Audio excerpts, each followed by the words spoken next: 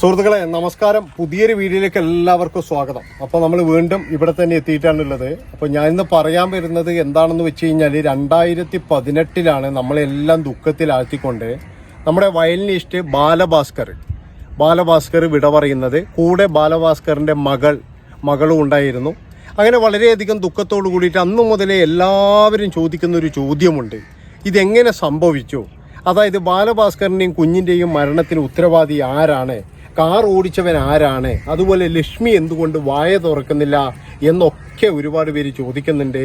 അതുപോലെ തന്നെ ചില ആൾക്കാരൊക്കെ സംശയം പറയുന്നുണ്ട്, എന്താണെന്ന് വെച്ച് കഴിഞ്ഞാൽ ബാലഭാസ്കറിനെ കൊലപ്പെടുത്തിയതാണ് ഈ ഒരു മാഫിയ, ഗോൾഡ് മാഫിയ എന്നൊക്കെ പറഞ്ഞിട്ട്. ഏതായാലും അതിനെതിരെ ഒരുപാട് അന്വേഷണവും കാര്യങ്ങളൊക്കെ നടത്തി. പക്ഷേ ഇതുവരെ ഒരു ക്ലാരിറ്റി ഒരു കാര്യവും നമുക്ക് കിട്ടിയിട്ടില്ല.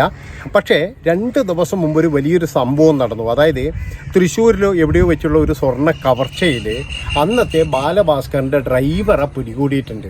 അത് ഒരു പ്രത്യേക ഒരു തെളിവാണ്, നമ്മൾ വിചാരിക്കുന്ന പോലെയല്ല. കാരണം അന്ന് ഈ സ്വർണ്ണക്കടത്തിൻ്റെയും കാര്യത്തിൻ്റെയും ഒക്കെ പറയുന്ന ആ ഒരു കൂട്ടത്തിൽ നമ്മൾ ചർച്ച ചെയ്യുക ഒരു പേര് തന്നെയാണ് ബാലഭാസ്കറിൻ്റെ ഡ്രൈവറുടേത്. അയാൾക്കെല്ലാം അറിയാം.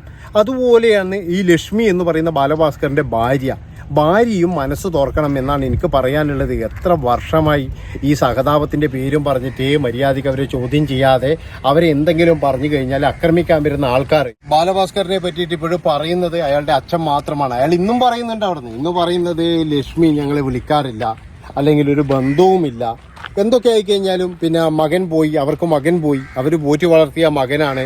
19, 18, 20 വയസ്സിലെങ്ങാറ്റാണ് ഈ കല്യാണം കഴിയുന്നത്. എന്നാലും അവർ 20-22 വർഷം വളർത്തിയ മകനല്ലേ.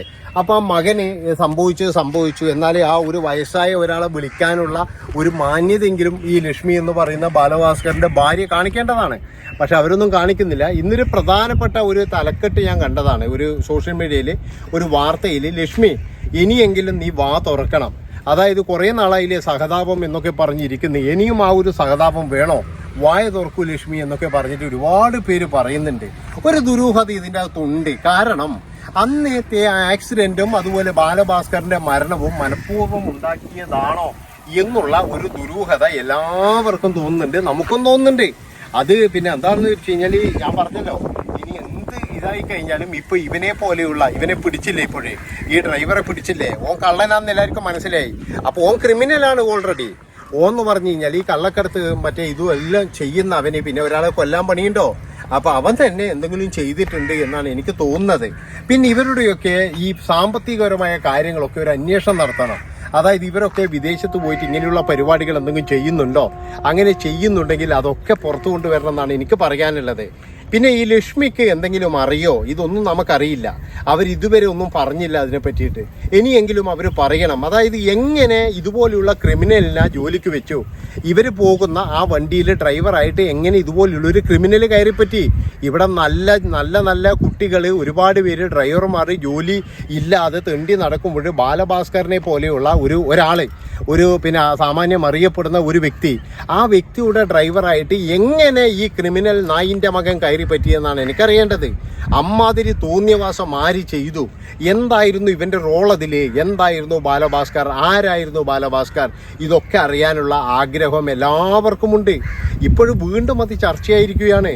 അപ്പോൾ 2018 കഴിഞ്ഞ ഒരു കാര്യം ഇപ്പോഴും ചർച്ചയാവണമെങ്കിൽ അത് നല്ല രീതിയിൽ കത്തിപ്പടരും എന്നുള്ളതിൽ യാതൊരു സംശയവുമില്ല. ഒരു അന്വേഷണം കൂടി വേണ്ടി വരുന്ന എനിക്ക് തോന്നുന്നു. പല തവണ എന്ന് പറഞ്ഞു കഴിഞ്ഞാൽ ഇതിൻ്റെ അകത്ത് ഏതൊരു കലാഭവൻ ശോഭിയ അങ്ങനെയാറ്റം പറഞ്ഞിട്ട് ഒരു ചങ്ങായി എനിക്കിതെല്ലാം അറിയാം എന്നിങ്ങനെ പറഞ്ഞുകൊണ്ടേ നടക്കുന്നുണ്ട്. ഞാനൊക്കെ അന്ന് പുച്ഛത്തോടുകൂടി തള്ളി പറഞ്ഞു തന്നെ. കാരണം ആരുടെ ഈ പിന്നെ ബാലഭാസ്കറിനോടൊക്കെ ആരാണ് ഇത്ര പിന്നെ ദേഷ്യമുള്ളവരുള്ളത്? ആർക്കെങ്കിലും ദേഷ്യമുണ്ടോ ബാലഭാസ്കറിനോട്? അങ്ങനെ ദേഷ്യമുള്ള ആൾക്കാരൊന്നും ഇവിടെ ഇല്ല എന്ന് തന്നെയായിരുന്നു ഞാനും വിചാരിച്ചത്. ഇതുവരെ ഞാൻ വിചാരിച്ചത് ഇതൊരു അപകട മരണം തന്നെയാണ്. ഒരു സംശയവും എന്നെ സംബന്ധിച്ചില്ലായിരുന്നു. പക്ഷേ ഈ ഒരു പിന്നെ നായിൻ്റെ മോനെ പിടിച്ചതിന് ശേഷം, അതായത് ഇതുപോലുള്ളൊരു ബോൺ ക്രിമിനൽ, ഈ പിന്നെ എന്താ പറയേണ്ടത്, ഒരാളെ കാറിടിച്ച് വീഴ്ത്തിയിട്ട് അയാളുടെ കയ്യിൽ നിന്നും സ്വർണം തട്ടിപ്പറിച്ച ഒരു ക്രിമിനലിനെ എങ്ങനെയാണ് ബാലഭാസ്കറിൻ്റെ ഡ്രൈവറായി നിയമിച്ചതെന്നാണ് നമുക്ക് മനസ്സിലാകാത്തത്. അപ്പോൾ തന്നെ നമുക്ക് മനസ്സിലാക്കും ഇതിൻ്റെ ഉള്ളിൽ എന്തോ ഒരു കളിയുണ്ട്. അതുപോലെ തന്നെ ഉയർന്ന കുറേ ആൾക്കാർ ഇതിൻ്റെ ഇടയിൽ കളിച്ചിട്ടുണ്ട് എന്നുള്ളതിൽ യാതൊരു സംശയവുമില്ല. ഇതിൻ്റെ ഇടയിൽ ഒരുപാട് കളികൾ നടന്നിട്ടുണ്ട്.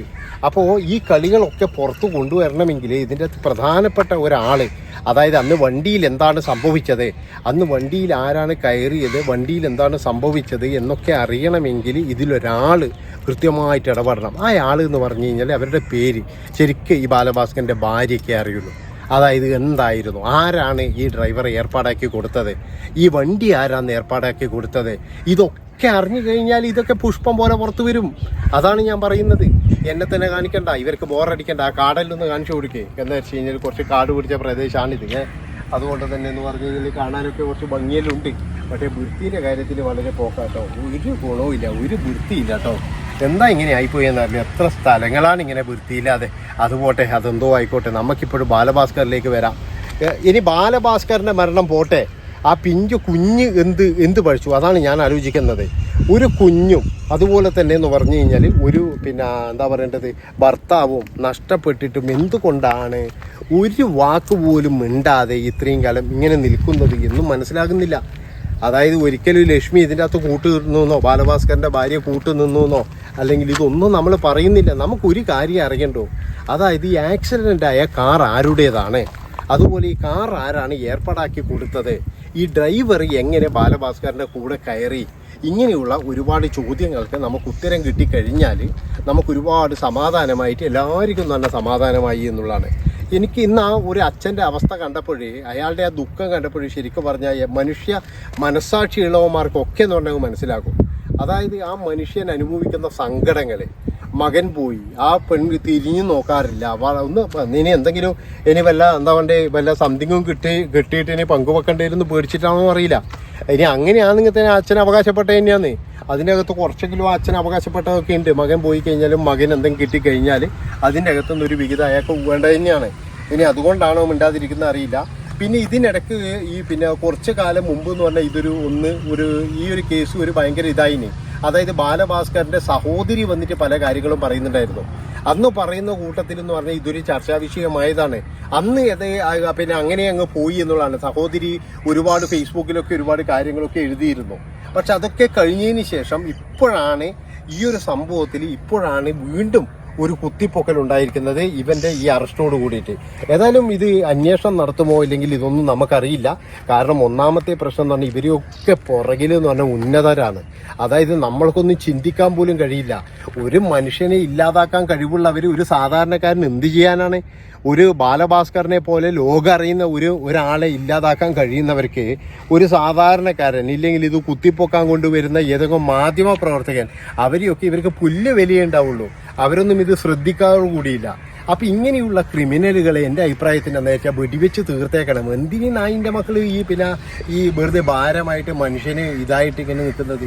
അതുകൊണ്ടാണ് ഞാൻ പറയുന്നത്, എപ്പോഴും നമ്മൾ കേൾക്കാം കോടാലി ശ്രീധരൻ, ഊള ശ്രീധരൻ, ജെമിനി വാസു, പിന്നെ ഒരു ഷാജി, ഇങ്ങനെയുള്ള കുറേ എണ്ണം വന്നിട്ട് പലതും ചെയ്യുന്നത് നമ്മൾ കേൾക്കാം. ഇതൊക്കെ നമ്മൾ കാണുന്നതുമാണ്. അപ്പോൾ ഇതുപോലെയുള്ള ഒരുപാട് കള്ളക്കടത്തും അതും പിടിച്ചു പറിയും ചെയ്യുന്ന ഒരുപാട് ടീമുകളെ നമ്മൾ എപ്പോഴും കേൾക്കുന്നതാണ്. ഈ പത്രത്തിൽ മുളക് പൊടി വിതറി, സ്വർണം തട്ടി, സ്കൂട്ടറിൽ കൊണ്ടുപോകുമ്പോൾ ആക്രമിച്ചു, സ്വർണം തട്ടി, ജ്വല്ലറിക്കാരനെ ആക്രമിച്ചു, സ്വർണം തട്ടി എന്നൊക്കെ പറഞ്ഞിട്ട് ഒരുപാട് കേസുകൾ ഇതിൻ്റെ അകത്തൊക്കെ ഉൾപ്പെടുന്നത് ഞാൻ പറഞ്ഞില്ലേ. കോടാലി ശ്രീധരെ, കാക്കാമ്പറമ്പത്ത് ഗോയിന്നൻ എല്ലാം പറഞ്ഞിട്ട് കുറേ പേരുകളുണ്ടാകും. ഇങ്ങനെയുള്ള ആൾക്കാരെ നമ്മൾ മഹത്വവൽക്കരിക്കുകയാണ് ചെയ്യുന്നത്. ഇവർക്ക് ഭയങ്കര പേര് കൊടുക്കുകയാണ് ചെയ്യുന്നത്. പിന്നീട് ഇവരുടെ പേരൊക്കെ കേൾക്കുമ്പോൾ നമ്മളിങ്ങനെ കിട്ട് വിറക്കുവാടുന്നത്. അമ്മാതിരിയാണ് നമ്മളെല്ലാം കേൾക്കുന്നത്. ഇതല്ല വേണ്ടത് എന്നറിയാം. എല്ലാം കൊണ്ടുപോയിട്ട് ടിഷ്യൂ കഴിഞ്ഞു. പക്ഷെ ഇങ്ങനെ ഇതിൻ്റെ പുറകിലൊക്കെ തന്നെ ഉന്നതരല്ലേ, ഇതാർക്കും അറിയാത്തത്. ഇങ്ങനെയുള്ള കാര്യങ്ങളാണ് നമ്മളെ നാട്ടിൽ നടക്കുന്നത്. എന്തൊക്കെയായാലും എനിക്കൊരു കാര്യം പറയാനുള്ളൂ. ബാലഭാസ്കറിൻ്റെ ഈ ഒരു ചോദ്യം, ഈ ഒരേ മൂന്ന് ചോദ്യം, ആരാണ് വണ്ടി ഏർപ്പാടാക്കി കൊടുത്തത്, ഈ ഡ്രൈവറെ വെച്ചത് ആരാണ്, അതുപോലെ തന്നെ ഈ ലക്ഷ്മിക്ക് അന്ന് നടന്ന സംഭവങ്ങൾ എന്തായിരുന്നു എന്ന് പറയാൻ കഴിയുമെങ്കിൽ ഒരു ഫേസ്ബുക്ക് പോസ്റ്റെങ്കിലും ഇടണമെന്നാണ് എനിക്ക് പറയാനുള്ളത്. കാരണം ഒരുപാട് ആരാധിക്കുന്ന, ഇഷ്ടപ്പെടുന്ന ഒരു ആരാധകൻ എന്ന നിലയിൽ, ഒരുപാട് ബാലഭാസ്കറിൻ്റെ പ്രോഗ്രാമുകൾ കണ്ട ഒരു ആരാധകൻ എന്ന നിലയിൽ, അതുപോലെ തന്നെ എന്ന് പറഞ്ഞു കഴിഞ്ഞാൽ നമ്മുടെ സ്റ്റീഫൻ ദേവസിയെ പോലെ തന്നെ നമുക്കൊരുപാട് ഇഷ്ടമുള്ള ഒരു മാന്ത്രികൻ തന്നെയായിരുന്നു ശരിക്കും ബാലഭാസ്കർ. അകാലത്തിൽ പിരിഞ്ഞു. ആ മനുഷ്യൻ ഇന്ന് എവിടെ എത്തേണ്ടതാണ് നിങ്ങളൊന്ന് ആലോചിച്ച് നോക്കണം. എവിടെ എത്തേണ്ടതാണ് ആ മനുഷ്യൻ? എന്നിട്ട് ഇത്രയും ചെറിയ വയസ്സിലാണ് അയാൾ പോയിരിക്കുന്നത്. ഇതിന് ആരെങ്കിലും കാരണക്കാരായിട്ടുണ്ടെങ്കിൽ അവരെ നിയമത്തിൻ്റെ മുന്നിൽ കൊണ്ടുവരണം. അതുകൊണ്ട് പ്രിയപ്പെട്ട സഹോദരി, നിങ്ങൾ വായ തുറക്കൂ.